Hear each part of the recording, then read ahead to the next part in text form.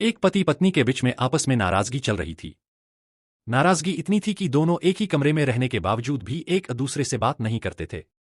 लेकिन दोनों एक दूसरे के काम में कोई भी कमी नहीं आने देते थे। जैसे कि सुबह पति उठता तो पत्नी चाय टेबल पर रख देती, और जब पति को ऑफिस जाने का समय होता तब पत्नी लंच बॉक्स तैयार करके देती और टेबल पर रख देती।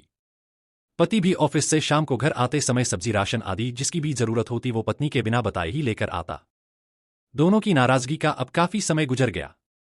एक दिन पति को काम से ऑफिस में 10 बजे की जगह पर 8 बजे जाना था, पर पति को तो देर तक सोने की आदत थी और अलार्म से भी वो नहीं उठ पाता था। पति के दिमाग में एक आइडिया आया। उसने एक पर्ची अपनी पत्नी के नाम लिखी और उसमें लिखा कि देखो, मुझे सुबह ऑफिस जल्दी जाना है, इसलिए मुझे 6 बजे जगा देना।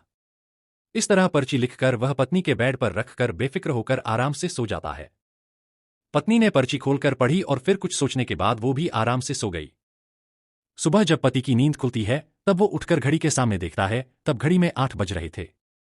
फिर पति का ध्यान पास में पड़ी हुई एक पर्ची पर जाता है। पति वो पर्ची खोलता है तो उसमें लिखा हुआ था कि उठ जाओ, सुबह के 6 बज गए हैं।